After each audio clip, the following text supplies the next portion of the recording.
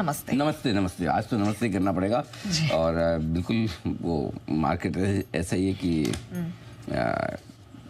एक तरफा दिए जा रहा है वैसा हाल है। ये पिछले 2 घंटों में ही एकदम फ्री फॉल जैसा दिखा। सर पहले तो कारण ही बता दीजिए। वो एक्चुअली क्या अभी अमेरिका में गुड मॉर्निंग अभी हुई ना सुबह सुबह, वो उनका जनरली हमारे 1:30-2 बजे के आसपास उनके डाउ फ्यूचर्स एक्टिव होना शुरू होते हैं सुबह सुबह अर्ली मॉर्निंग वाले। तो डाउ फ्यूचर्स में जो सुबह 100-125 पॉइंट नीचे थे अब घटकर 250 पॉइंट हो गए। लेकिन जिस तरह की कमजोरी हुई है, 4 दिनों से आप बढ़िया मजबूती के साथ ट्रेड देख रहे थे, ज़्यादा 6 दिनों से निफ्टी मजबूती के साथ बंद हो रहा था, आज 6 दिनों के बाद ब्रेक लगा है। सो ऐसे तो आप कहोगे तो लो एवरेज रोज 6 दिन बढ़ गया, रोज तो नहीं बढ़ेगा, किसी दिन तो घटेगा। ठीक है, वो भी मान लिया घटेगा, घटने में भी किसी को समस्या नहीं, रोज घटता है, ऐसा तो है नहीं आज पहली बार घट रहा है।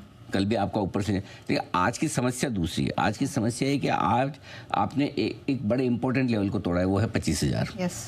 ठीक है, तोड़ा, वो भी समस्या है लेकिन छोटी। उससे बड़ी समस्या है कि एक तरफा तोड़ा है। बिल्कुल ये 2-3 दिनों से मार्केट कैसा दिखा रहा है, जब गिरता है ना एकदम जोर से गिरता है एकदम, और बीच में कहीं सपोर्ट नहीं लेता। सो आज इस सेम वैसी सिचुएशन में जैसे कल बनी थी। कल फर्क इतना ही था कि 125 पॉइंट घटा था, आज पॉइंट आप ऊपर से देखेंगे तो करीबन 300 पॉइंट हो गए, राइट। तो जोर से जो गिरा है बिना सपोर्ट के, 25,000 जैसा बड़ा सपोर्ट आप होल्ड नहीं कर पा रहे, एकदम नीचे जा रहे हैं। और जब इस तरह की गिरावट है तो इसका मतलब यहाँ एक बात साफ है कि फिर गिरावट का कारण एक नहीं होगा, अनेक होंगे। राइट। और कुछ कारण जिनकी वजह से एक साथ मिलकर बाजार नीचे आए हैं। नंबर 1 ये है एफआईज की हल्की फुल्की बिकवाली, कल आंकड़ा आया था, आज भी स्क्रीन सुबह से दिखा रही थी कि एफआईज थोड़े बेचने के मूड में है, तो जनरली थोड़ा सा उसका असर सेंटीमेंट के लिहाज से होता है। घरेलू फंड्स खरीद रहे हैं, कल भी खरीदा है, 17 दिन से खरीद रहे हैं, लेकिन आंकड़ा छोटा होता जा रहा है, डे बाई डे थोड़ा 1000, 1500, 2000 की रेंज में आ गया। तो उतना आपको सपोर्ट खरीदारी करनी है। और अल्टीमेटली कुछ भी हो, बाजार का मूड माहौल पैसे से चलता है। अगर पैसा है, खराब खबर पे भी बाजार बढ़ जाएगा, और अगर बिकवाली है, अच्छी खबर पे भी घट जाएगा। करेक्ट। नंबर 2। तीसरा, जो फ्रेश राउंड ऑफ बिकवाली जो आया ये डाउ फ्यूचर्स आया है। 250 पॉइंट नीचे है डाउ फ्यूचर्स, और वहाँ से ऐसा लग रहा है कि आज थोड़ा मामला अमेरिका में गड़बड़ हो सकता है। और उसकी बड़ी वजह 2 है। एक तो ये है कि कहीं ईरान और अमेरिका के बीच में जो टेंशन बढ़ने के संकेत आ रहे हैं वो कहीं और बढ़ न जाए। ठीक है, तो वो एक बड़ा डर है। दूसरा हमें डर जो है वो $70 के ऊपर के कच्चे तेल का। नेचुरली कच्चा तेल 70 के ऊपर हो तो, और अचानक से जियोपॉलिटिकल टेंशन। एक चीज़ और इसमें समझने वाली बात है कि रशिया, यूक्रेन, इजराइल, हमास की खबरों पर या भारत पाकिस्तान के युद्ध के वक्त भी कच्चा तेल बढ़ा नहीं। ये फर्स्ट टाइम कच्चा तेल $4-5 एक साथ उछला। इसका मतलब क्लियर कट है कि ईरान और अमेरिका के बीच में किसी तरह का तनाव होता है तो पूरी गल्फ कंट्रीज जो ऑयल प्रोड्यूसर्स है वहाँ पर डिस्ट्रप्शन हो सकता है या तेल के दाम बढ़ सकते हैं। तो ये एक बड़ा फैक्टर है।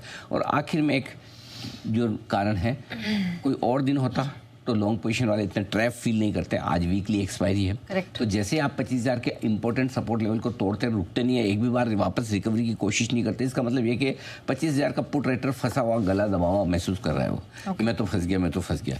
अब देखो फर्क एक ही है, तेजी करने वाले ट्रेडर्स जो पुट बेचते हैं वो डरपोक होते हैं, और मंदी करने वाले जो ट्रेडर्स कॉल बेचते हैं वो ढीठ होते हैं। तो कभी कभी क्या होता है कि ढीठ लोग करते हैं तो बहुत बुरी तरह से करते हैं, लेकिन बाकी तेजी करने वालों को डर तुरंत लगता है। वो अलग बात है कि ज़्यादातर केस में तेजी करने वालों का भाव आ जाता है ऊपर की तरफ, मंदी करने वालों के आए ना आए पता नहीं, तेजी करने वालों के आ जाते हैं, लेकिन फिर भी डर उन्हें ज़्यादा रहता है। सो आज 2-3-4 दिन हो गए, आप 4 दिन से आप 25,000 के ऊपर बंद हो रहे हैं, उसके बावजूद कॉल राइटर्स बैठे हुए 25,000 पे हाईएस्ट ओपन इंटरेस्ट लेके।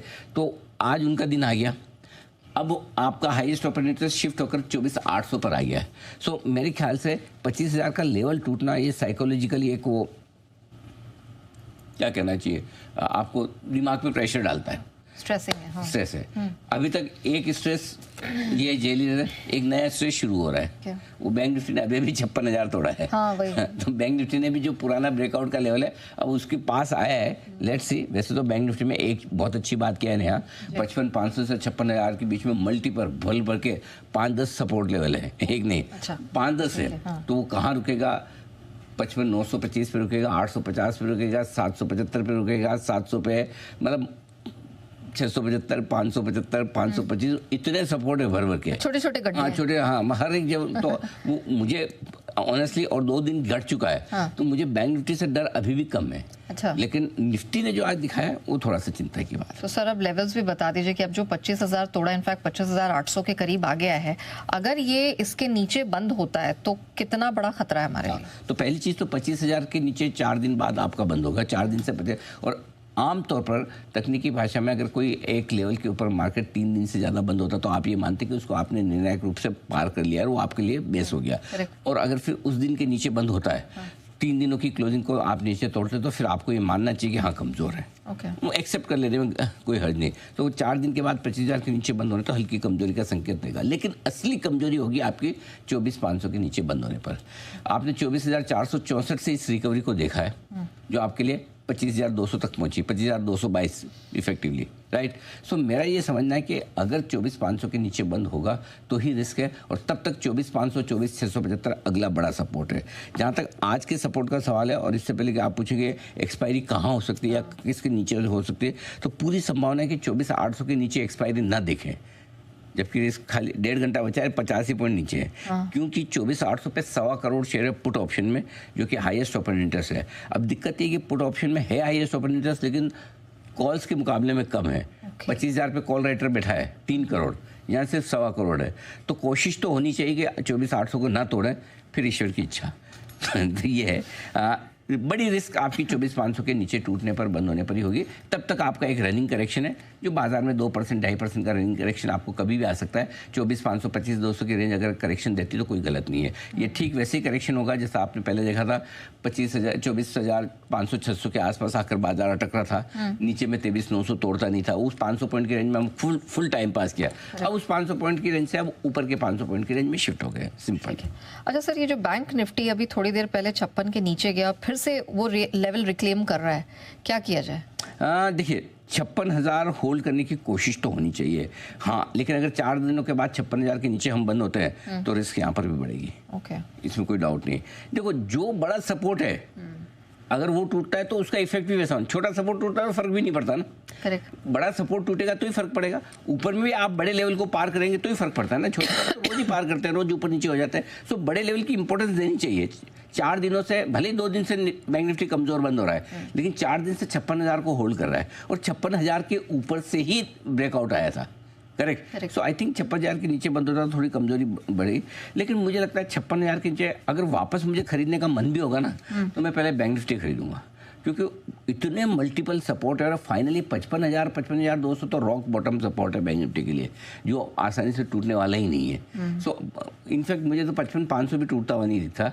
अब फ्लो में टूट जाए तो पता नहीं, देखो यू नेवर नो, ये तो बाइंग सेलिंग मार्केट है। बट डेटा के लिहाज से अगर आप देखें, सी क्या होता है, डेटा सब अपनी जगह है, चाल अपनी जगह है, लेवल अपनी जगह है, लेकिन बाजार में खबरें जो होती है ना, वही डेटा का पैटर्न बिगाड़। अगर सब हर चीज़ डेटा से होती तब तो हर एक चार्ट सही पड़ता, करेक्ट, हर एक डेटा एफएनओ का सही पड़ता, बाजार का। लेकिन कई बार होता है कि खबरें ऐसी होती है, समझो कल को आपको ईरान वगैरह की खबर और तेजी से खराब होती दिखे, या एकदम सुधर जाए, नहीं ऐसा कुछ नहीं हो रहा, बात रिवर्स हो जाएगा, रिवर्स भी हो जाएगा। $65 आने में 3 दिन छोड़ो, 3 घंटे नहीं लगेंगे इसको, क्रूड को वापस। फंडामेंटली तो कमजोर है ही। Correct. So you never know, ये खबरों पे आप सिर्फ रिस्क मैनेजमेंट कर सकते हैं, डायरेक्शन का पता नहीं लगा सकते। ठीक है, तो बस ये सिचुएशन है।